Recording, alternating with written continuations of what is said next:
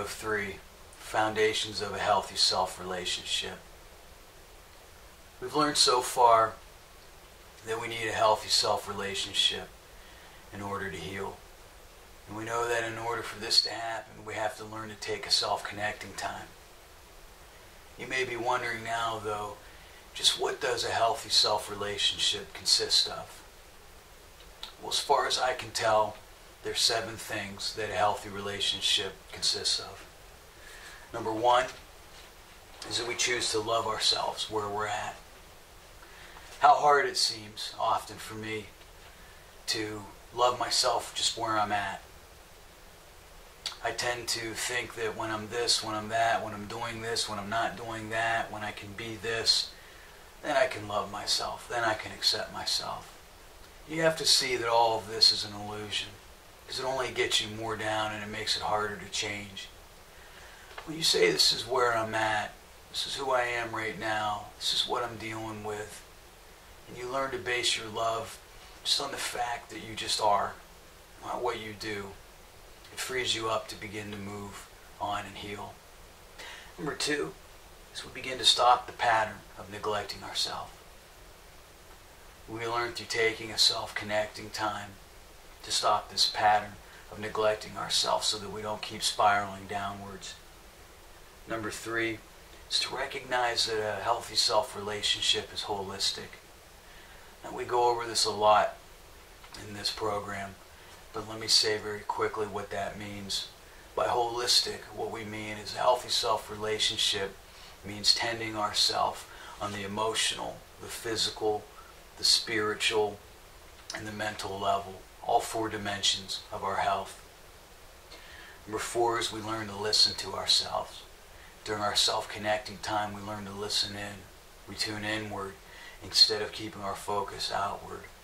How often it seems that we're always looking at the things around us, so much so that they have all of our attention, and we never quite really get to know ourselves because we're looking everywhere but within where we're at.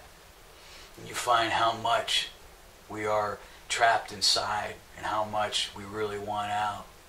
In fact, much of our pain comes from this wanting out, wanting us to get in touch with ourselves. Number 5 is in this process, though, we learn to get in touch with our own needs. We've already talked about that. And number 6 is we commit to beginning to reduce our unhealthy tendencies while at the same time beginning to increase our healthy tendencies. That means we work on getting rid of the negative and we continue to build on the positive. So many times we try to integrate foreign concepts when we fail to realize that all of us, no matter where we're at, are doing something well. In fact, all of us know how to heal because everybody has healed from something in their life. It's just we've lost touch with how and what went on in that process. So look at your strengths, look at the things you do well and build on those. And gradually work on releasing the negative things.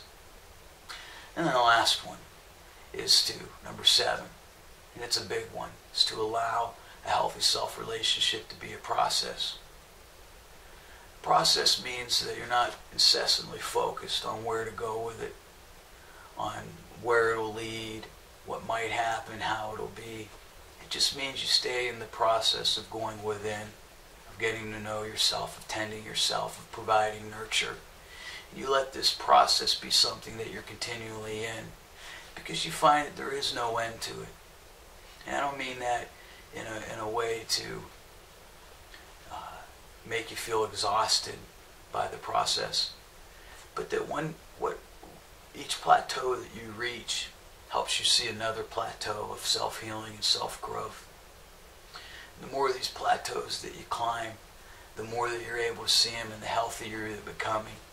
And so really, the only key thing to actually be looking at, if you do want to judge something about your relationship with yourself, is just to make sure that you're in the process. And like we said, all judgments are harmful, so release all else. As long as you're in the process, that means that you're growing. And sometimes growing means pain. Sometimes things get worse before they get better. Sometimes deep pain releases an incredible love and an incredible freedom.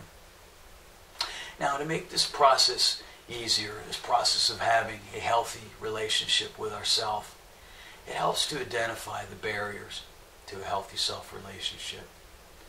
And there's three main barriers to a healthy self-relationship, and they all go hand in hand, meaning they kind of play off one another.